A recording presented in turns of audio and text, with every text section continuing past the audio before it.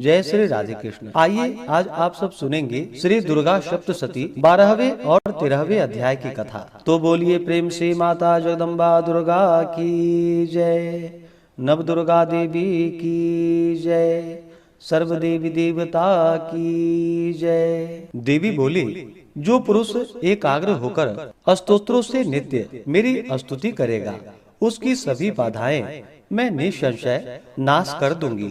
और जो मधु कैटभ का नाश, महिषासुर का घात एवं शुंभ निशुंभ इन दोनों का वध आदि का कीर्तन करेंगे, और जो एकाग्र होकर अष्टमी, चतुर्दशी, नवमी तिथियों में भक्ति पूर्वक इन मेरे उत्तम चरित्रों का महात्म्य सुनेंगे, उन्हें किसी प्रकार का अनिष्ट स्पर्श नहीं कर सकेगा।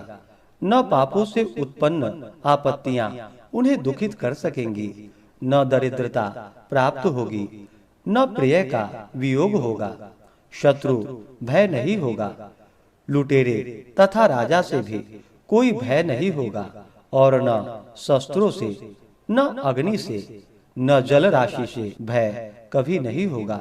इसलिए मेरा महात्म्य एकाग्र चित्त होकर पढ़ना चाहिए एवं भक्ति से सदा सुननी चाहिए। मेरा चरित्र परम मंगलदायक है। महामारी से उत्पन्न सभी उपद्रवों को तथा तीनों तापों को मेरा महात्म्य शांत कर देता है।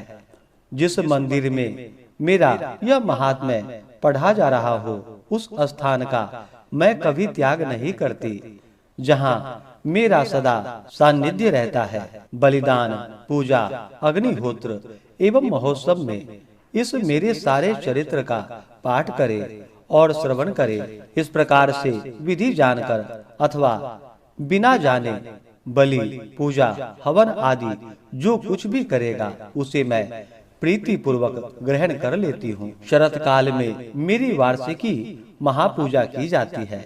उस अवसर पर जो मेरे इस महात्म्य को भक्ति के साथ सुनेगा, उसकी सभी बाधाएं निवृत्त हो जाएंगी और वह धन धान्य पुत्र आदि से संयुक्त हो जाएगा। मेरी उस पर कृपा होगी, इसमें संशय नहीं है। मेरे इस महात्म्य को, मेरी उत्पत्ति की पवित्र कथाओं को एवं युद्ध में मेरे पराक्रम को जो मनुष्य सुनेगा, वह सर्वथा निर्भय हो जाएगा। मेरे महात्म्य सुनने वाले पुरुषों के शत्रु नष्ट हो जाते हैं, कल्याण प्राप्त होता है और कुल आनंदित रहता है। सभी शांति कर्मों में स्वप्न देखने पर, ग्रहों की दारुण पीड़ा होने पर मेरा महात्म्य श्रवण करे, उसके सभी उपद्रव शांत हो जाते हैं। ग्रहों की दारुण पीड़ाएं निवृत्त हो जाती है। मनुष्य को देखा हुआ बुरा स्वप्न सुख स्वप्न हो जाता है। बाल ग्रहों द्वारा पीड़ित बालकों के लिए यह महात्म्य शक्तिदायक है। मनुष्य में फूट हो जाने पर यह महात्म्य मित्रता करने में परम उत्तम है। सभी दुराचारियों के बल को भली भांति नाश कर देता है। पढ़ने से ही राक्षस, भूत, पिशाच आदि का नाश हो जाता है और मेरा यह सारा महात्म्य मेरी सानिध्य प्राप्त करा देता है। पशु, पुष्प, अर्घ्य, धूप, गंध तथा उत्तम दीपों द्वारा मेरे पूजन से, ब्राह्मणों को भोजन कराने से, होम से, प्रतिदिन के अभिषेक से और भी अनेक प्रकार के भोगों पदार्थों के नाम से वर्ष भर मेरे अर्पण करके आराधना करते हैं। इससे जो मुझे प्रसन्नता होती है, वही प्रसन्नता मेरे इस महात्म्य के एक बार सुनने से हो जाती है। इसके सुनते ही सभी पाप नष्ट हो जाते हैं, फिर आरोग्य प्राप्त हो जाता है। मेरी उत्पत्तियों का कीर्तन तो सभी भूतों से रक्षा करता है। युद्धों में वर्णित मेरा जो चरित्र दुष्ट दैत्यों का नाश करने वाला है, उस चरित्र के श्रवण करने पर प्राणी मात्र का वैरागियों से किसी प्रकार का भी भय नहीं रहता है। हे देवगण, तुम लोगों ने जो मेरी स्तुति की है एवं ब्रह्म ऋषियों ने जो की है और ब्रह्मा ने जो की है, वे ही सभी मंगलमयी बुद्धि देती है। वन में शून्य स्थान पर अथवा वन की अग्नि से घिर जाने पर, शून्य स्थान में डाकुओं से घिर जाने पर, शत्रुओं द्वारा पकड़े जाने पर अथवा वन में शेर, चीता एवं जंगली हाथियों के पीछा करने पर क्रोध में आकर राजा ने वध की आज्ञा दे दी हो, या कैद में पड़ गए हो, अथवा महासमुद्र में जहाज पर बैठ जाने के बाद भारी तूफान आ जाए, उससे जहाज डगमगाने लगे, ऐसे अवसर पर घोर संग्राम में शस्त्रों का प्रहार होने पर लग जाए, सब प्रकार की बाधाएं पड़ रही हो, किसी महापीड़ा से व्याकुल हो, इस प्रकार की सभी घोर विपत्तियों से मेरे चरित्र का स्मरण करने वाला पुरुष का दुख छूट जाता है। मेरे प्रभाव से शेर आदि हिंसक, डाकू तथा शत्रु मेरे चरित्र का स्मरण करने वाले पुरुष से सभी दुख दूर हो जाते हैं। ऋषि बोले, इतना कहकर भयंकर पराक्रम वाली भगवती चंडिका सभी देवताओं के देखते ही देखते वहां से अंतर्ध्यान हो गई। वे सभी देवता निर्भय होकर पहले के समान अपने अपने अधिकार प्राप्त करके, जिनके शत्रु नष्ट हो चुके थे, यज्ञ भागों के भोक्ता हुए। बाकी दैत्यों का हाल सुनिए। जबकि देव शत्रु शुंभ युद्ध में मारा गया, जो शुंभ जगत के विध्वंस पर तुला हुआ था, अतुल भयंकर पराक्रमी दैत्य था, उसके मारे जाने पर और फिर महापराक्रमी निशुंभ के भी मर जाने पर बाकी बचे खुचे दैत्य पाताल में भाग गए। हे राजन, इसी प्रकार भगवती जगदम्बिका नित्य स्वरूपा देवी पुनः पुनः प्रकट होकर जगत की रक्षा किया करती हैं। यह देवी जी विश्व का मोहन करती हैं, वही जगत को पैदा करती हैं, उन्हीं के आगे प्रार्थना करने पर संतुष्ट हो जाती हैं, फिर विज्ञान एवं रिद्धि प्रदान करती हैं। हे राजन, उसी ने ही सारे संसार को व्याप्त कर रखा है। महाप्रलय काल में महामारी के स्वरूप से यही देवी ब्रह्मांड भर में व्याप्त हो जाती हैं, वही समय समय में महामारी हो जाती हैं। अब अजन्मा होते हुए भी सृष्टि रूप हो जाती है। वही सनातनी देवी समय समय पर प्राणियों को स्थित किया करती हैं। मनुष्यों की उत्पत्ति के समय में ही देवी घर घर में वृद्धिदायिनी लक्ष्मी रूपा हो जाती हैं। फिर अभाव के समय विनाश के लिए अलक्ष्मी दरिद्रता भी बन जाती है। पुष्प, धूप, गंध आदि सामग्रियों से पूजी हुई फिर स्तुति करने पर ही देवी धन, पुत्र, धर्म में गति आदि प्रदान करती हैं। तो बोलिए प्रेम से माता दुर्गा की जय। इस प्रकार से दुर्गा सप्तशती में 12वें अध्याय की कथा पूर्ण हुई। अब सुनते हैं 13वें अध्याय की कथा। तो बोलिए प्रेम से माता दुर्गा की जय। ऋषि बोले, हे राजन, इस प्रकार मैंने देवी जी का उत्तम महात्म्य तुम्हें कह सुनाया, जिसने इस जगत को धारण कर रखा है। देवी इस प्रकार के प्रभाव वाली हैं। वही देवी विद्या उत्पन्न करती हैं। उसी भगवान विष्णु की माया ने, हे राजन, तुमको इस वैश्य को तथा और भी विवेकवान जनों को मोहित कर दिया है। यह पहले भी मोहित थे, फिर आगे भी मोहित रहेंगे।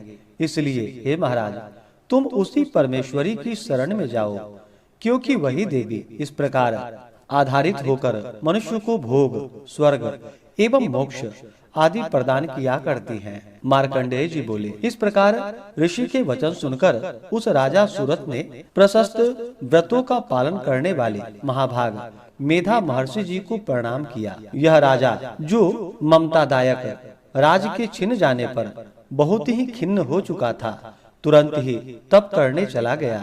हे महामुनि, वह वैश्य भी तप करने चला गया। अंबिका के दर्शन के लिए नदी के किनारे बैठकर तपस्या करने लगा।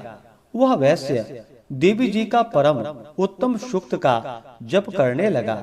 इस प्रकार उन दोनों ने देवी की आराधना के लिए नदी के किनारे मृत्तिका से देवी जी की मूर्ति बनाई।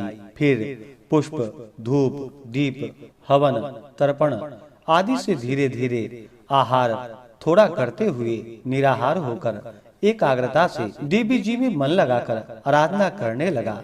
उन दोनों ने बलि प्रदान के समय अपने अंगों के रुधिर का प्रयोग किया। इस प्रकार संयम पूर्वक 3 वर्ष पर्यंत आराधना करते रहे। जब जगतधात्री देवी ने प्रत्यक्ष होकर दर्शन दिया, तब राजा ने चंडिका देवी जी से बोला। तब राजा से चंडिका देवी जी बोली कि हे राजन तथा कुलनंदन, तुम दोनों जिस अभिष्ट की प्राप्ति के लिए मेरी प्रार्थना करते रहे हो, वह मुझसे मांग लो, मैं प्रसन्न हूँ, तुम्हें सब कुछ दूंगी। मार्कंडेय जी बोले। तब राजा ने जो दूसरे जन्म के लिए अक्षय रहने वाला राज्य मांगा और इस जन्म में शत्रु सेना को बलपूर्वक नाश करके फिर अपने राज्य की प्राप्ति का वर मांगा। वैश्य का तो चित्त संसार से खिन्न हो चुका था, इसलिए उस बुद्धिमान ने उस ज्ञान का वर मांगा जिसके द्वारा संसार की अहंता ममतात्मक आसक्ति नष्ट हो जाए। देवी जी बोली कि हे राजन, थोड़े दिनों तक तुम अपना राज्य पालोगे, कठिनता के बिना ही अपने शत्रुओं का नाश करोगे, वहीं पर तुम्हारा राज्य स्थिर हो जाएगा। फिर देहांत होने पर सूर्य देव के अंश द्वारा जन्म पाकर इस पृथ्वी पर आप सावर्णी नाम के मनु होंगे। हे श्रेष्ठ वैश्य, तुमने जो हमसे वर मांगा है, मैं उस वर को देती हूँ। मोक्ष प्राप्ति के लिए तुम्हें उस ज्ञान की प्राप्ति होगी। मार्कंडेय जी बोले। इस प्रकार देवी जी ने उन्हें अभिषिक्त वर दिए। फिर उन दोनों की भक्ति पूर्वक की हुई स्तुति से प्रसन्न होकर देवी तत्काल ही अंतर ध्यान हो गई। इस प्रकार वह क्षत्रियों में श्रेष्ठ राजा सुरथ देवी से वर पाकर फिर सूर्य से उत्पन्न होकर सावर्णी नामक मनु हुए। इस प्रकार से 13वें अध्याय की कथा पूर्ण हुई। तो बोलिए प्रेम से माता दुर्गा की जय। अब आइए संस्कृत में क्षमा प्रार्थना श्रवण करते हैं। अपने हाथों में लाल पुष्प लेकर के माँ से क्षमा प्रार्थना करें। अपराध सहस्राणि क्रियन्ते अहर्निशं मया, दासो अयमिति मां मत्वा क्षमस्व परमेश्वरी। आवाहनं न जानामि विसर्जनं, पूजां चैव न जानामि क्षम्यतां परमेश्वरी। मंत्रहीनं क्रियाहीनं भक्तिहीनं सुरेश्वरी, यत् पूजितं मया देवी परिपूर्णं तदस्तु मे। अपराधः शतं कृत्वा जगदम्बेति चुच्चरेत्, यां गतिं समवाप्नोति न तां ब्रह्मादयः सुराः। सापराधो अस्मि शरणं प्रापस्त्वां जगदम्बिके, इदानीमनुकम्प्योऽहं यथेच्छसि तथा कुरु। अज्ञानाद् विस्मृतिर्भ्रान्त्या यन्युन्मधिकं कृतं, तत्सर्वं क्षम्यतां देवी प्रसीद परमेश्वरी। कामेश्वरी जगन्माता सच्चिदानंद विग्रहे, गृहानार्चामिमां प्रीत्या प्रसीद परमेश्वरी। गुह्याति गुह्य गोप्तृत्वं, गृहानस मत्कृतं जपं, सिद्धिर्भवतु मे देवी त्वत्प्रसादात् सुरेश्वरी। ओम क्षमापणं समर्पयामि। दुर्गा पर्णमस्तु। ओम श्री दुर्गा दिव्यै नमः। अपने हाथ के पुष्प को जो कि माता भगवती को अर्पित करें और आपकी जो भी कामना हो माता से अपने कामना को कहें और पूजन में हुई भूल के लिए माता से क्षमा याचना करें। और जब भी पूजन संपन्न हो तो पृथ्वी पर थोड़ा सा जल नीचे गिरा करके उसका अपने मस्तक पे टीका लगाए। ओम सक्राय नमः ऐसा बोल करके। तो आशा करता हूँ कि यह जानकारी आपको अच्छा लगा हो। इसी प्रकार से ज्ञानवर्धक जानकारियाँ प्राप्त करते रहने के लिए, व्रत पूजा के बारे में जानने के लिए, कथा को सुनने के लिए चैनल पे अगर आप पहली बार आए हैं तो चैनल को लाल बटन दबा करके सब्सक्राइब करें, साथ में बेल आइकन घंटी को दबाएं ताकि आने वाली वीडियो का नोटिफिकेशन आपको समय से मिलता रहे। वीडियो को लाइक करें, शेयर करें। सुखी रहें और स्वस्थ रहें। जय श्री राधे कृष्ण। धन्यवाद।